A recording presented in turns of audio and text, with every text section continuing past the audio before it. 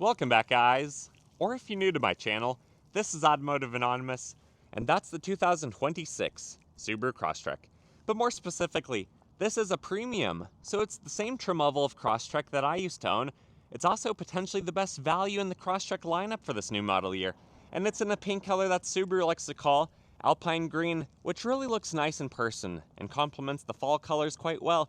But despite this being one of the safest, most off-road capable, and all-around best subcompact crossovers you can currently buy, it's not perfect. So today I'm going to share the good, the bad, and the ugly about the 2026 Subaru Crosstrek to help you guys at home decide if it might be the right vehicle for you, or if you should leave it at the lawn, look at the competition, like the Hyundai Kona, the Honda HR-V, the Mazda CX-30, and all the others. So today you can expect to see a walk around, all the specs, initial driving impressions, 0 to 60 on GPS, and then my final thoughts. And huge thanks to Twin Falls Subaru in Southern Idaho. I'll link them below if you're interested because they sell below MSRP and they'll ship anywhere in the country. But also huge thanks to our channel sponsor, Lasfit, but more on them in just a few minutes. Let's dive right into this review. And thank you so much for watching car videos on YouTube. But if you get anything out of this video, you like the 26 Crosstrek, or you just appreciate the effort it took to make this video, please consider liking it. Comment your thoughts and opinions below as we go throughout the Crosstrek, and subscribe if you haven't already. Thank you so much. But if you're new to Subaru, or the Subaru Crosstrek, there's a few really cool things that you should probably know. Subaru is a Japanese automaker, so they're known for building safe, affordable, and reliable vehicles. They've been out since the early 1900s, but their motor division started in the 1950s. By the end of the 1960s, like most of the other Japanese automakers, they were in the United States. And then the Crosstrek nameplate came out for the 2013 model year. And since then, it's gained a lot of popularity. This is part of the third generation, which started for the 2024 model year. It really hasn't changed that much from the second generation or even the first generation, but every year, there's subtle updates. And 2026 is no exception. There are a few notable things that we'll talk about in a few minutes. But for the United States market where these are assembled, we get over 100,000 of them every single year. So they are quite popular in the subcompact class of vehicle. And this one starts at about $27,000 if you want a base model, but because this is one up from that, this is a premium. It's about a $28,000 vehicle. After destination, delivery, and the few options that this has, it's about $33,000. Thankfully, Twin Falls Subaru does discount, especially if you reference my video. Before about $32,000, the way this one is currently stickered with its basic discount, what do you get? You get a vehicle that has a 5-star overall crash test score. Unfortunately for 2026, just like 2025, it doesn't appear that these are still a top safety pick like they were for 2024.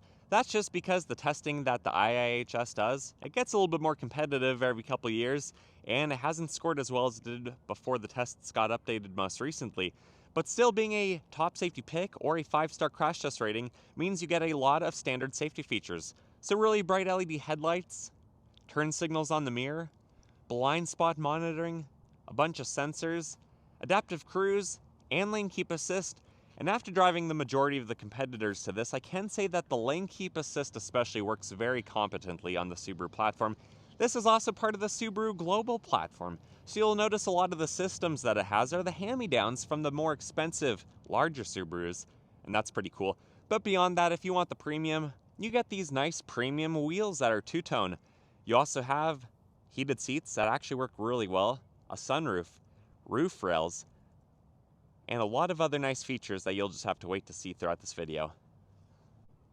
I think one of the things that I miss the most about owning a Subaru Crosstrek is just how pleasant these are to drive.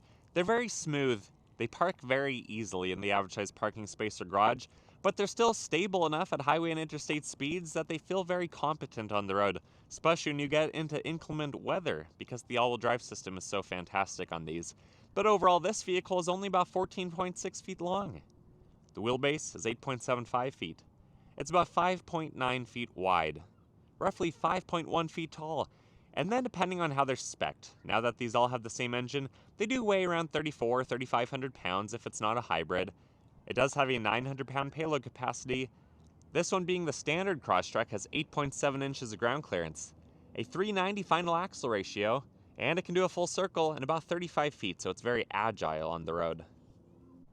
The last couple things to mention out here is that the gas door is located on the passenger side, which is my least favorite location, just out of convenience. But thankfully when you lock the vehicle, the gas door locks, so you don't have to worry about the pesky bums trying to siphon any of your 16.6 gallons of fuel, which is about class leading for a subcompact. Thankfully, this 2.5 liter boxer engine is also rated for about 26 around town, 33 on the highway. So your max road trip and highway range is 547 miles. For perspective, the hybrid is rated at 581, so if most of your driving is highway, the hybrid, price premium, you're never gonna see that money back. And that's coming from someone who currently owns a hybrid vehicle who does mostly highway and interstate driving. And then this has a wheel and tire stance that I really like, a 225, 60, 17. There's a temporary spare in the back, and this Geolander G91 all season has about 930 seconds of tread. And then this is the key. You have lock, you have unlock, you have hatch release because there's no power liftgate on these Crosstreks, and then panic button. But just leave that in your pocket because you do have proximity key features right there to lock and unlock the vehicle. And we finally get to talk about today's sponsor, Lasfit. I know a lot of you guys have heard of them. Some of you have even ordered their products already, and a lot of you still haven't heard of them. But they are a name brand company that sponsors my channel. They focus on a few main products to really have good competitive quality against the other name brand companies. So they have LED upgrades for the incandescents and the halogens on your vehicle, especially late model vehicles. But they're also known for building some of the best floor mats and truck bed mats in the business. If we take a minute to look at the Crosstrek, this one does not have mats yet installed, but most of the Crosstrek mats, most of the Subaru mats in general, they're cloth, they're flimsy. They really don't have a lip around the edge to hold any messes in place, so then when you come to take them out of the vehicle, they flip, they flop around, and a lot of the mess spills into the actual carpet, which you guys know is hard to vacuum out. And also, they usually don't even cover the dead pedal. They usually don't have a lot of protection up the back of the carpeted area, but the Lasfit mats are stable. They're rigid, they're strong, they have a ton of lip coverage around the whole thing, plus they're laser fitted so they actually fit in place really well, which is why we use them. But one of the best things of all is if you want mats for the front, the back, and even the cargo mat, after my discount code of AA20, today, it shows on the website, if I were to order it, it comes to about $152, which is awesome. Because if we look at the extra options on the window sticker, and we check out just the cargo cover, that's $232 for just the mat back there, compared to about $152 for all the mats, which are going to be superior quality. So check out Lasfit, code AA20 gets you 20% off, and thank you Lasfit for sponsoring today's video. The premium door panels on this Crosstrek are just like a lot of the others. You have a lot of plastics on the front half and the bottom half, but then you have a few nicer materials. So this premium still has cloth for the door card, and it still has a stitched, very soft armrest, which does soften up a little bit more even over time. Bottle holder, snack pocket, no upgraded speakers. This one does have a few blank buttons. Hood release, knee airbag, fuse box right there, in addition to the ones you'll see under the hood. Ventilation lighting stock, tilt and telescoping features. You do have paddle shifters for the 8-speed simulated gears on the CVT. And then you have some power seats. They're cloth. They're actually really comfortable. I like Subaru cloth seats. We've had cloth seats in 2 of our new Subarus. Power moonroof up top. And sitting inside the Crosstrek is really nice. I love that it mostly still focuses on analog gauges. I know the hybrids have a digital screen, but I like how these are. You can also go through info, check out all of your different specs. But the majority of it, it's straightforward, it's simple, and it's going to be a little bit hard to show you that this screen is more responsive for 2026. Every year, honestly, seems to get better. There is the cover over it. It does seem to slow it down a little bit because it doesn't read your finger input as well. But playing around with these without the screen cover, it does seem to work better. Adaptive cruise, voice and volume controls, lower-ish belt line to the vehicle, so really good visibility. I love these window cutouts. I love that you can see the little nub for your blind spot monitoring, and you have turn signals on the mirror. I do wish there was more storage, especially above the glove box and the side of the transmission tunnel like the Outbacks have. The backup camera could also be a lot better, but at least you can see everything. Even the premiums now have dual X mode, which is fantastic, especially when you want to play around in the snow. And then you have a pretty decent sized center console. You have your controls up here are these LED. Oh, they're incandescent, so you could probably update those with Lasfit. And then this has the optional compass, auto dimming mirror, and HomeLink garage door opening package. And I love that feature. I really missed that on my current daily driver. Anyways, let's hop out and I'll show you the back.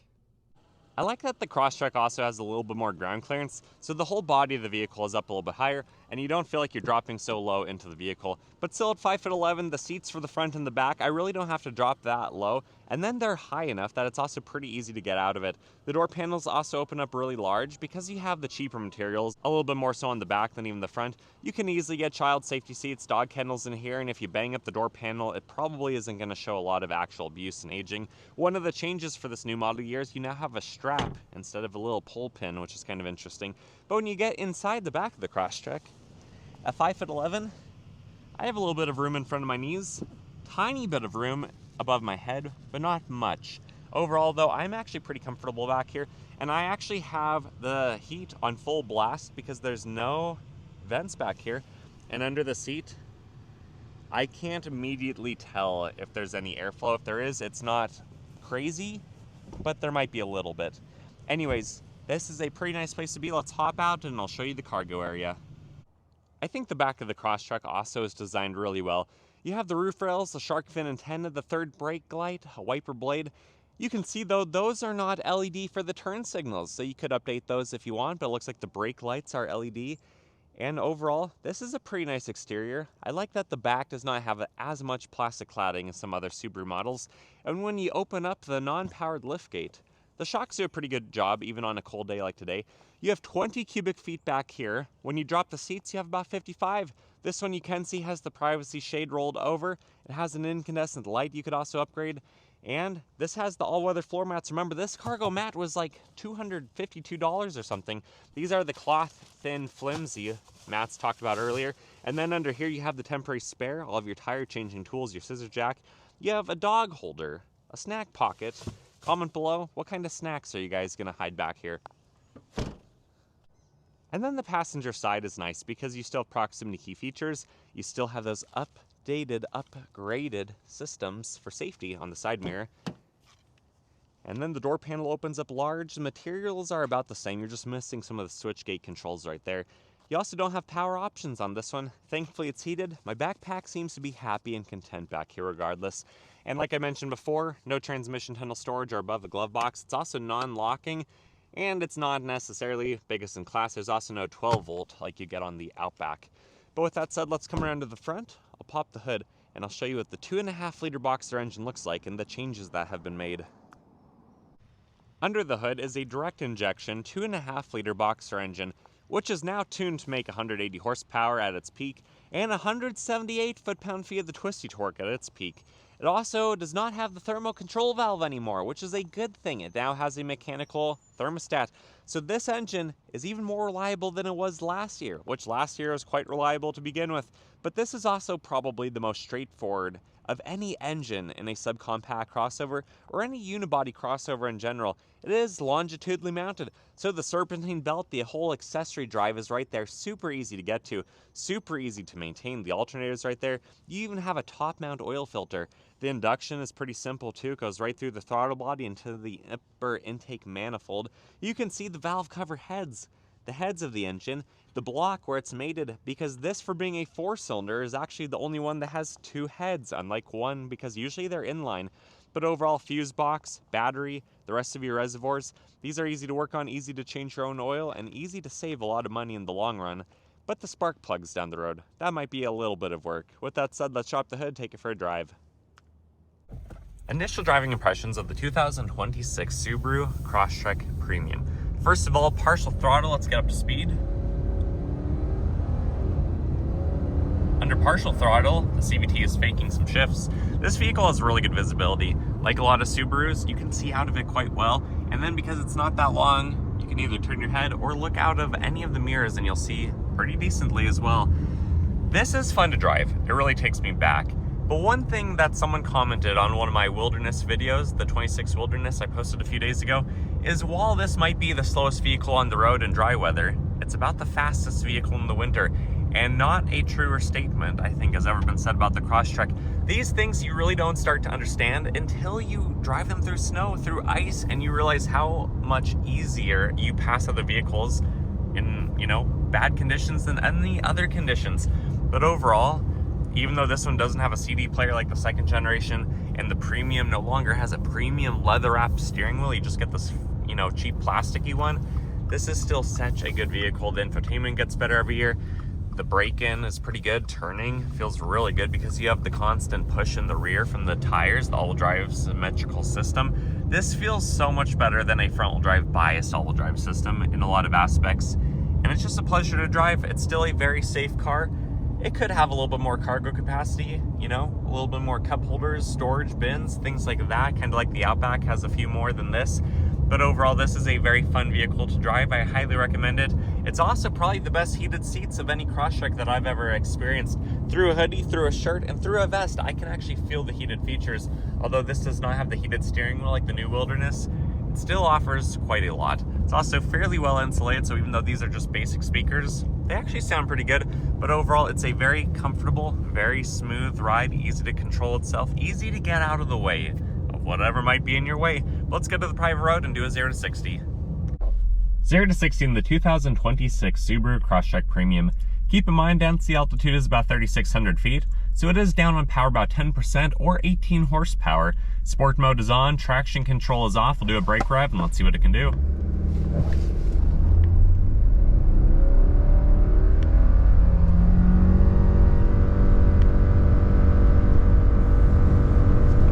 Not too bad. 0 to 60 came in at a true time of 8.74 seconds. My final thoughts of the 2026 very mildly updated Subaru Crosstrek is it's an awesome vehicle. This Premium is definitely a better vehicle than the one that I had back from 2019 to 2021 because this has the bigger engine. You can now even option them with a heated steering wheel and the Wilderness trim level. They can also tow more. They also have better safety than the second generations.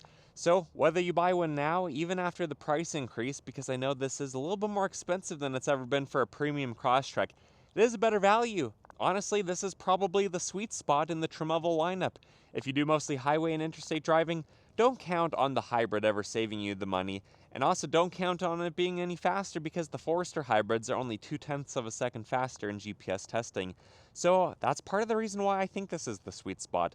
But ultimately, I'm just a random person with a random opinion, and I'm just somehow able to access a car and a camera to share this with you today. So comment below your thoughts, your opinions. Would you buy one of these? Have you owned one? Which one are you looking at?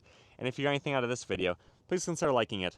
Comment your thoughts and opinions below. Subscribe if you haven't already. Check out Twin Falls Subaru in Southern Idaho. They are fantastic to work with. They've shipped across the country before to some of you guys, which is really cool. And check out Lasfit, a fun company to work with as well. See you guys.